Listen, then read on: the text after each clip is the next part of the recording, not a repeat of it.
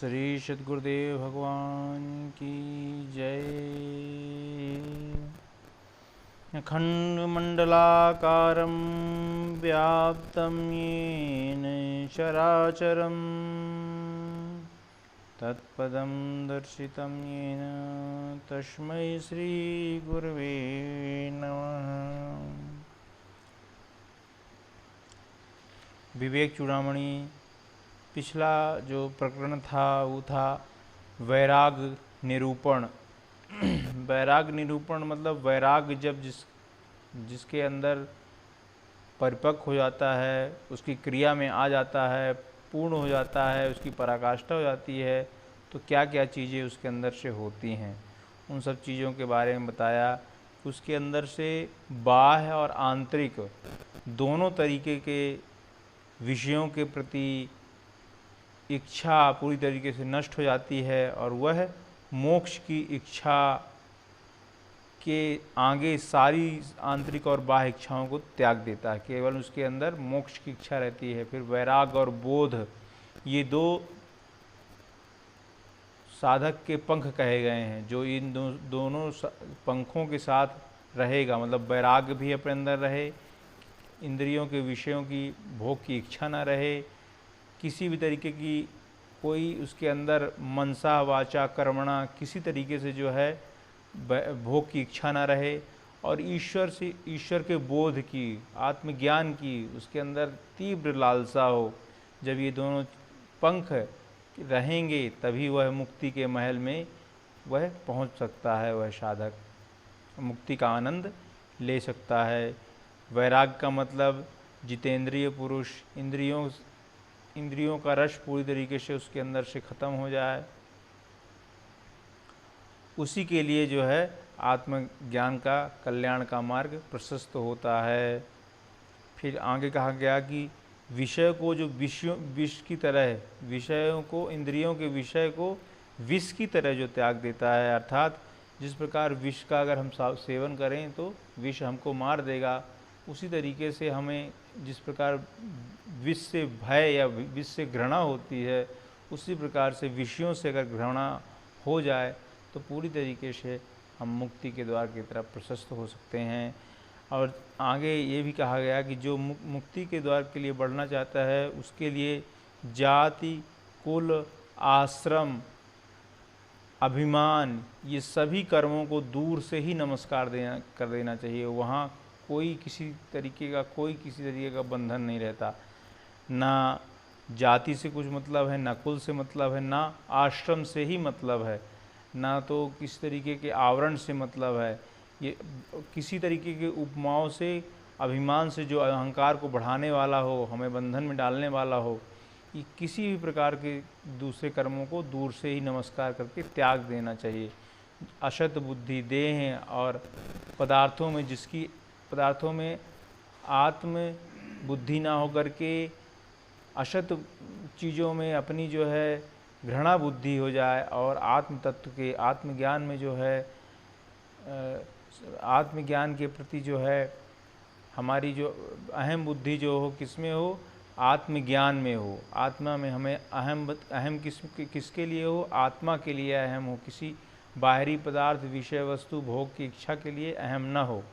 तो जो ऐसा जिसके अंदर रहता है और अपने दृष्टा भाव जिसके अंदर आ जाता है, जिसके अंदर निर्विकल्प समाधि आ जाती है, द्वैत रहनी जिसके अंदर आ जाती है, किसी भी वस्तु से वो प्रभावित नहीं होता है, वही वास्तव में पारब्रह्म परमात्मा को जानने का अधिकारी होता है। अब आगे आज जो विषय है वो है ध्यान की विधि। ध्यान की विधि क्या होती है उसके बारे में बता रहे हैं। चित्त को अपने लक्ष्य ब्रह्म में दृढ़ता पूर्वक स्थिर कर बाह्य इंद्रियों को उसके विषयों से हटाकर अपने अपने गोलकों में स्थित करो। शरीर को निश्चल रखो और उसकी स्थिति की ओर ध्यान मत दो। इस प्रकार ब्रह्म और आत्मा की एकता करके तन्मय भाव से, अखंड वृत्ति से अहर्निश मन ही मन आनंद पूर्वक ब्रह्मानंद रस का पान करो और थोथी बातों से क्या लेना।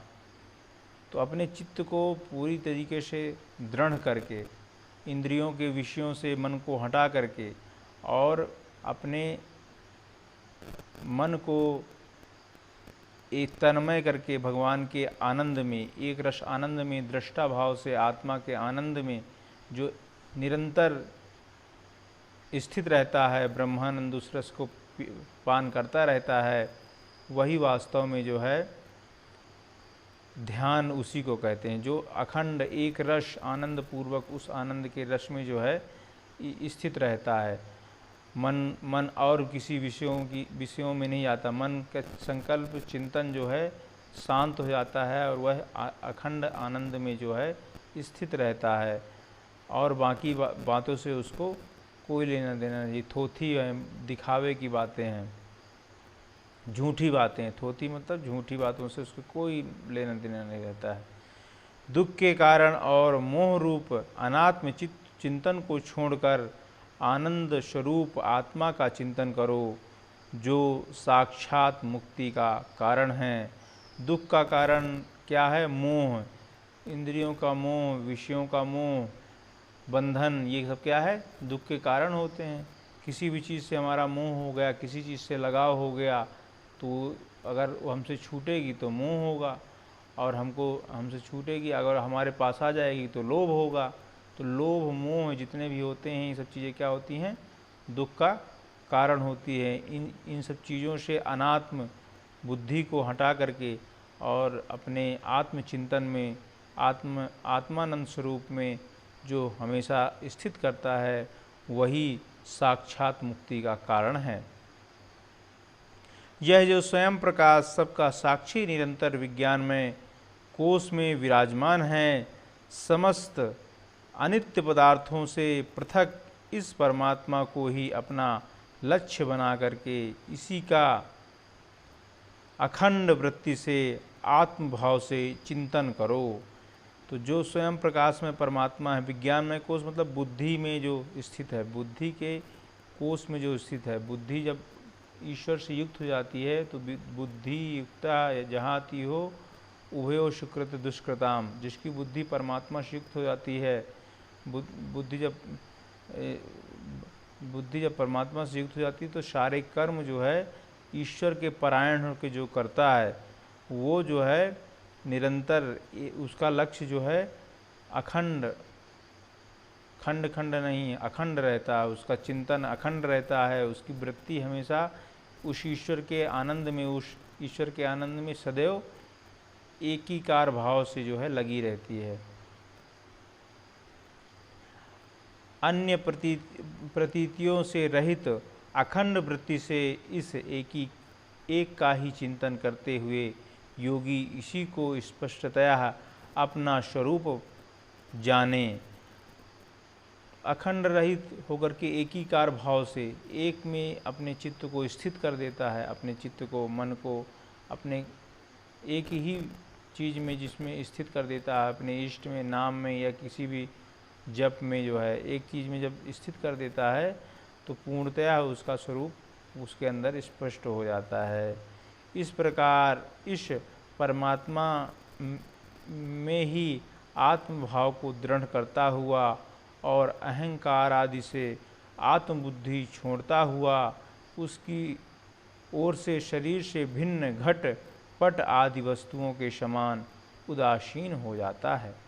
इस प्रकार से जब वह दृढ़भूत अपने आत्मभूत, अपने आत्म तत्व दृष्टा भाव में पूरी तरीके से दृढ़ीभूत होकर के उसमें एक रस अपने आप को स्थित कर देता है, तो उसके अहंकार जो आत्मबुद्धि है, अहंकार जो अपने शरीर में इंद्रियों में अहंकार था, वो पूरी तरीके से खत्म हो जाता है, गलित हो जाता है। शरीर भाव, देह भाव पूरा खत्म हो जाता है। उसकी आत्मबुद्धि जो है प्रबल हो जाती है एकदम, और अखंड एकीकार भाव से जो है उस आनंद स्वरूप परमात्मा में सदैव स्थित रहता है और संसार से पूरी तरीके से उदासीन हो जाता है। संसारिक वस्तुओं से, विषयों से, भोगों से जिसके अंदर बोध घटित हो जाता है, आनंद घटित हो जाता है, वो फिर विषयों के आनंद की तरफ, क्षणिक आनंद की तरफ उसकी घृणा बुद्धि आती है, उससे उसका कोई लगाव नहीं रहता, वो पूरी तरीके से उसके अंदर से ख़त्म हो जाता है।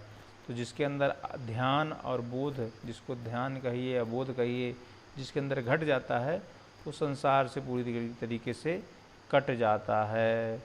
तो ये थी आज ध्यान विधि, बहुत ही अच्छा टॉपिक था। ओम श्री सद्गुरुदेव भगवान की जय।